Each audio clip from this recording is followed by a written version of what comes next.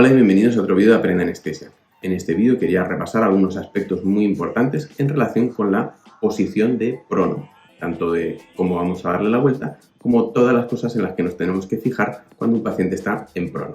Primera cosa a comentar sería la dificultad para dar la vuelta al paciente. Normalmente si hacemos una cirugía con un paciente que está despierto, ya sea con alguna suerte de anestesia regional o anestesia local, pues la verdad es que el paciente se va a colocar solo, ¿verdad? Y va a ser muy seguro y muy fácil colocar al paciente. Pero una vez que durmamos al paciente, ya tenemos que hacerlo todo nosotros. Tenemos que preocuparnos de darle la vuelta, de que no se nos arranque nada de lo que lleve el paciente y de que el paciente quede perfectamente colocado. Normalmente vamos a necesitar un número razonable de personas para poder dar la vuelta a los pacientes. Normalmente nosotros nos vamos a quedar generalmente con la cabeza y el tubo, por ejemplo. Vamos a encargar al resto de la gente pues que alguien se haga cargo de los hombros, de la pelvis, de las piernas y de los pies. Por otro lado, ya sabéis que los pacientes van a llevar una serie de sondas y monitores, pueden ser más o menos dependiendo de la complejidad de la cirugía, y también vamos a normalmente desconectar buena parte de esos monitores para poder dar la vuelta al paciente y que esos monitores o esas líneas no se vayan a arrancar.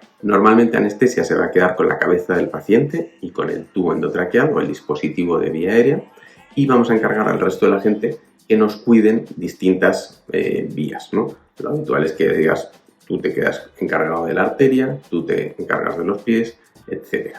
En cuanto al dispositivo de vía aérea, tenemos dos opciones, ¿verdad? Podemos o desconectarlo y hacer todo con el paciente desconectado, la vuelta, o podemos dejarlo conectado. Yo últimamente tiendo a dejarlo conectado, por ejemplo, en la cirugía de escoliosis, etc., porque me permite ver en el ventilador que el paciente se sigue ventilando normalmente, ¿vale? Si el paciente, por ejemplo, se pone a toser, lo voy a ver en la pantalla del respirador. También me asegura que estoy ventilando al paciente todo el rato y no tengo que estar dependiendo de un tiempo de apnea. Pero en otras ocasiones, ¿vale? Por ejemplo, cuando tenemos que pasar al paciente de la mesa de quirófano a, por ejemplo, un marco de Cottrell, una mesa de Cottrell, en que el paciente lo vamos a mover bastante más, ¿vale? Y muchas veces hay que alejarlo más de la máquina de anestesia. En ese caso sí que prefiero desconectar absolutamente todo y el paciente quede totalmente libre, ¿vale? Entonces lo vamos a poder mover fácilmente. Un aspecto importante que viene a colación de esto es que normalmente antes de un cambio de posición importante como es pasar al paciente al decúbito prono,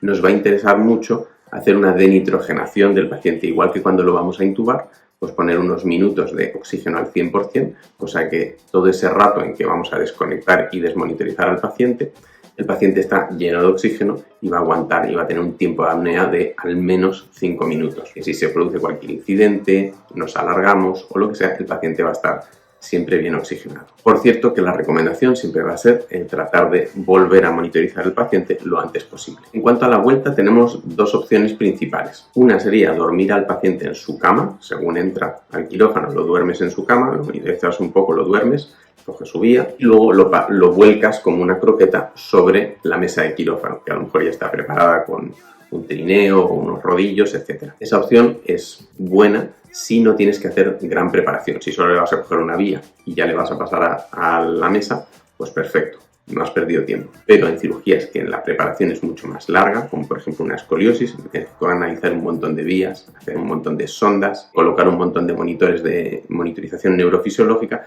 vas a estar trabajando en el paciente durante 40-50 minutos mínimo, y el tener una mesa estrecha y cómoda de trabajar alrededor, como es la mesa de quirófano, te va a rentar mucho más. Por otro lado, recuerda que intubar en la cama puede ser más difícil. En cualquier caso, siempre que sospeches que el paciente puede ser algo difícil de intubar o de ventilar, siempre elige dormirle en la mesa de quirófano. Bueno, pues ya tenemos al paciente dado la vuelta.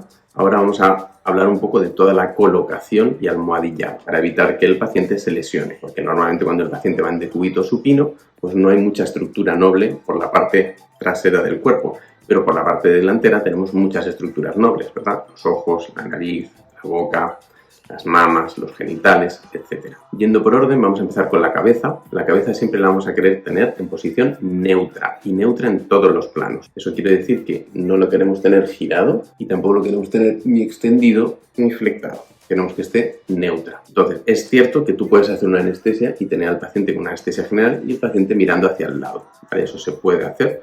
A lo mejor una cirugía sencilla y corta lo podrías hacer así, pero lo recomendable es que en general tú mantengas la cabeza en posición neutra. Esto va a evitar que estés distrayendo aquí el plexo braquial y comprimiendo estructuras en el otro lado. Una de las razones por las cuales se coloca la cabeza en posición hacia el lado es poder ver la cara y ver que no hay nada comprimiéndola. En ese sentido, esta posición nos viene muy bien porque vemos toda la cara del paciente como la vemos normalmente y estamos seguros de que no hay nada comprimiendo el ojo o un labio o algo. Si vamos en cambio a tener la cabeza en una posición neutra, vamos a necesitar un soporte específico que nos permite sujetar la cabeza y generar una oquedad, ¿verdad?, para que haya hueco para todas estas estructuras y que además nos permita mirar fácilmente y comprobar que no hay nada haciéndole daño al paciente. Para esto pues tenemos una serie de soportes, ¿verdad?, de silicona que te permiten colocar muy bien al paciente y sus sondas y su tubo, etc. Y durante la cirugía tú puedes mirar, ¿no? Algunas de estas traen un espejo en la base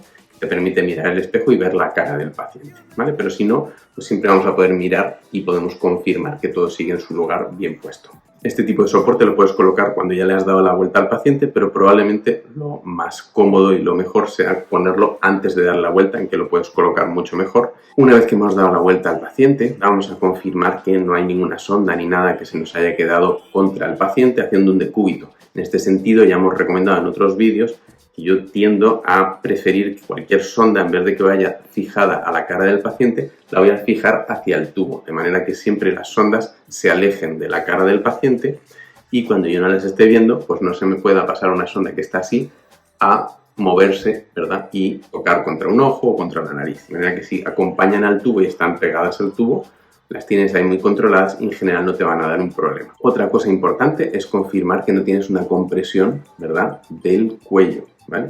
Estos soportes suelen ser de tamaños más o menos únicos y la gente tiene distintos hábitos corporales, ¿no? Tenemos gente muy obesa, gente muy delgadita, gente con un cuello muy largo, un cuello muy corto, y eso puede hacer que este soporte en algunos casos te pueda comprimir o que en alguna parte no te funcione bien, ¿vale? Entonces eso lo vas a tener que confirmar y ajustar, ¿vale?, dependiendo del tamaño de la cabeza y cuerpo del paciente. ¿Qué quiero decir con esto? Que no vale simplemente con poner el soporte y darnos por tranquilos de que se queda todo bien, ¿vale? Tienes que confirmar que no hay compresiones, ¿vale?, y que el cuello se queda libre. Ahora veremos por qué es tan importante que el cuello quede libre. En cuanto al tapado de los ojos, ¿vale?, es muy importante en estas cirugías muy largas y que van boca abajo, que te va a costar un poquito más estar vigilando si un esparadrapo se suelta un poco y se te abre un poco y se te queda un poco de ojo al aire. En estos casos siempre lo que vamos a hacer es poner una doble protección. Por un lado pondremos un ungüento abundante y luego varias tiras de esparadrapo para asegurarnos de que ese ojo no se nos abre durante todas las horas que el paciente esté boca abajo. En cuanto al tema de los rodillos, vamos a colocar un rodillo torácico y un rodillo a nivel de las crestas, ¿vale?, de manera que el cuerpo del paciente apoye sobre esos rebordes óseos. Lo suyo es que la tripa, el abdomen quede libre, ¿vale? Tienes que meter tus manos y ver que la tripa no está comprimida por nada, porque como sabéis se puede producir un fenómeno de compresión y disminución del retorno venoso si ese rodillo no está bien colocado. Y en cuanto al rodillo torácico, pues tendremos que ver que no hay problema con las mamas, ¿vale? También aquí nuevamente importará el hábito corporal del paciente, los pacientes con mamas muy grandes o muy pequeñas, que habrá que ver que queden bien colocadas en relación con el rodillo que tenemos. En el caso de los varones, el rodillo pélvico también habrá que ver que no ha quedado ninguna estructura genital comprimida por el rodillo y en ambos sexos, si van sondados, como ocurre en muchas cirugías largas, tendremos que ver que esa sonda no haya quedado tirante, que esté bien fijada, que tenga holgura y que no esté tironeando. Y nos colocaremos la bolsa de recogida del piso en algún sitio donde lo podamos comprobar durante la cirugía. En cuanto a los brazos, piernas, van a ir almohadillados. Normalmente pondremos alguna suerte de espuma, ¿verdad? Hay muchos modelos posibles. Si no disponemos de espumas o merluzas, como se llaman, de silicona, lo otro que podemos usar también para almohadillar, por ejemplo, los codos, las rodillas, son guantes rellenos de agua, ¿vale?, que nos van a dar un muy buen soporte hidráulico, ¿verdad?, que va a repartir muy bien la carga, el peso, y es un muy buen sustituto si no disponemos de las merluzas de silicona. En cuanto a los brazos, ya hemos comentado en algún vídeo de respetar una abducción de no más de 90 grados, entonces estaríamos nuevamente estirando el plexo braquial, también a veces comprimiendo la irrigación. También es importante no flectar mucho los codos cuando lo coloquemos, no podemos colocarle así, ¿verdad?, porque podríamos también compresión a nivel de la flexura cubital y compresión del mediano a este nivel. Por otro lado, un aspecto importante en las cirugías largas que llevan mucha preparación y que van con los rodillos en prono va a ser el tema de la normotermia. El poner los rodillos, eso es interrumpir el flujo de aire en la manta de calor, ¿vale? Y normalmente no va a ser útil una manta de calor por debajo una vez puestos los rodillos, ¿vale? Por lo tanto, si no queremos empezar con un paciente hipotérmico, es importante que tratemos de precalentar al paciente antes de pasar al quirófano. Le podemos mantener con una manta de aire mientras canalizamos todas las vías, ¿verdad? Y mantenerlo lo más tapado posible. Y luego cuando le demos la vuelta, lo que hacemos nosotros es que sacamos la manta de aire que va por debajo y se la colocamos en las piernas. Otra cosa que podemos hacer, que yo creo que mencioné en algún vídeo, es la de envolver en algodón las manos y los pies, normalmente hasta los codos y las rodillas. De esta manera vamos a tener otra barrera mecánica contra los decúbitos. También vamos a aislar muy bien del frío. Vamos a evitar que los dedos, que actúan como un radiador, pierdan mucho calor. Bien, repasemos algunas de las lesiones nerviosas típicas asociadas a la cirugía en prono. Quizá las más frecuentes son las distracciones o compresiones del plexo braquial. Ya hemos hablado de por qué no debemos colocar la cabeza del paciente hacia un lado, por qué no debemos abducir más de 90 grados. La otra lesión más frecuente en la cirugía del raquis sería la meralgia parestésica, ¿verdad? Por el rodillo pélvico, comprimiendo a nivel de la raíz del muslo, se comprime el nervio femerocutáneo lateral y nos va a dar una meralgia parestésica que suele ser de muy buen pronóstico y que dura unos 2-3 días en que el paciente va a notar una cierta hipoestesia en el muslo. Otras veces podemos tener alguna neuroapraxia de alguno de los nervios que pasan por aquí por el hombro, ¿vale? Por antepulsiones, ¿verdad? Al colocar al paciente sobre el rodillo y apoyar los brazos, a veces el hombro te puede quedar un poco antepulsado y se estiran aquí algunas estructuras y luego puedes tener una neuroapraxia. Otro tipo de lesión neurológica muy distinta sería la ceguera post-anestesia en prono, que responde a 3 escenarios muy distintos. Por un lado tenemos el primero, que es el más obvio y el más temido probablemente, que es cuando te has dejado mal puestos los ojos, cuando no has generado esa oquedad, ¿vale? Para que los ojos tengan espacio y no estén comprimidos contra nada, pues por algún motivo eso no ha quedado generado y se queda una compresión directa contra el globo ocular. El segundo tipo sería una neuropatía óptica posterior, a nivel de la órbita. Esto se asocia a pacientes obesos, cirugías largas, con mucho volumen, en que ese paciente obeso, puede tener la cabeza que no la tenga en una posición neutra, sino que cuelgue, ¿verdad? Cuelgue hacia abajo y por lo tanto se impida y sea más difícil el drenaje venoso de vuelta al tórax que está ahí arriba. Si a eso le sumamos pues, muchos líquidos, etcétera, se acumula presión y líquido en la órbita que comprime el nervio óptico. Y ahí tendréis la neuropatía óptica posterior. El tercer escenario, un poco más raro, sería la isquemia cortical, ¿vale? Es una cirugía larga, sangrona, un paciente anémico que hace una isquemia de la corteza cerebral a nivel occipital, ¿vale? Esto se ve, por ejemplo, se ha visto en bebés chiquitines, cirugías sangronas largas, pueden acabar con una lesión de este tipo. Otro tipo de complicación típica sería los movimientos de los rodillos. Por ejemplo, si tenemos un rodillo pélvico que se nos mueve y nos comprime la tripa, pues como decíamos, vamos a tener una compresión del retorno venoso y una hipotensión progresiva y un colapso cardiovascular. Esto a mí me ha pasado en alguna ocasión. Tienes que ser muy consciente de esta posibilidad y recolocar los rodillos porque si no, no va a salir. Otra cosa que te puede pasar con los rodillos es que los rodillos actúen como una isquemia, ¿vale? Que queden colocados de manera que están generando una isquemia o una isquemia parcial de las extremidades inferiores y cuando tú quitas ese rodillo, das la vuelta al paciente y se libera esa isquemia, pues se pasa lo mismo que cuando sueltas un manguito de isquemia en una cirugía de trauma de 2 horas. Pues imaginaos una cirugía de 5 horas, ¿no? Se puede producir un colapso cardiovascular, una hipotensión importante, taquicardia, etcétera, ¿vale? Por todo eso que había quedado acumulado en las piernas. Otra complicación muy particular, ¿vale? De la cirugía en prono es la lesión corneal, cuando el paciente va en prono y se está pintando con clorhexidina alcohólica la cabeza, ¿verdad? El paciente está en prono y la clorhexidina alcohólica chorrea, diseca. Ese alcohol diseca tus esparadrapos que protegen el ojo y esa clorhexidina con alcohol llega a la córnea del paciente y lesiona y se produce una quemadura química muy mala del ojo. Es relativamente frecuente, yo he visto varios casos y están más que reportados. Esto también nos ilustra un punto muy importante que suelo decir a los residentes. Todo el proceso de preparación de una cirugía como esta tú tienes que estar muy atento, muy pendiente de todo lo que ocurre. No puedes dormir al paciente y luego distraerte y ponerte a hacer la gráfica, etcétera, porque entonces no estás pendiente de que le está chorreando clorexidina hacia los ojos, o que alguien ha movido un rayo, ha tirado de un cable y te ha desconectado algo,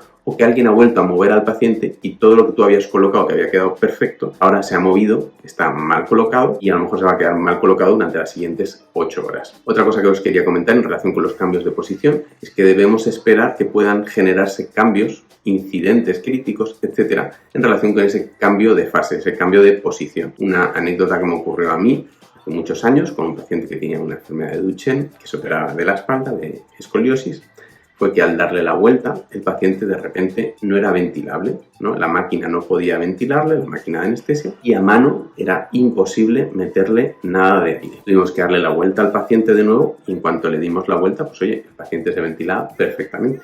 Le revisamos el tubo, hicimos todo, no sabíamos qué había pasado, le volvimos a dar la vuelta y volvió a ocurrir lo mismo. Pero en la segunda ocasión se lograba ventilar un poquito y eso nos dio tiempo a hacer una fibroscopia y ver que su tráquea y sus bronquios se colapsaban casi por completo cuando le ponías en decúbito prono, ¿vale? Y esto es algo descrito dentro de las cirugías en prono, y es que entre las vértebras y el esternón se pueden comprimir ya sea la vía aérea o los vasos y puedes tener tanto colapso cardiovascular como imposibilidad o dificultad para ventilar cuando das la vuelta a un paciente. Por suerte, en ambas instancias el paciente estaba denitrogenado, ¿vale? Y nos dio ese margen de valorar, dar la vuelta otra vez, etc. Bueno, quizá el último mensaje que os quiero dar en relación con este tema tiene que ver con lo de la preparación. Siempre que vayamos a hacer una cirugía que es más o menos larga, todo el tiempo que podamos dedicar a preparar y colocar bien al paciente nos va a rentar mucho. Por el otro lado, si no colocamos bien y no nos preocupamos de que quede bien colocado, pues lo vamos a pagar muy caro porque es un error, ¿no? Una mala posición que va a estar en mala posición 8 horas, 10 horas. Bueno, espero que os haya sido de utilidad el vídeo. Si queréis ver más vídeos como este sobre anestesia y seguridad en quirófano, por favor seguidnos en Aprende Anestesia. Muchas gracias y os veo en el siguiente. Hasta pronto.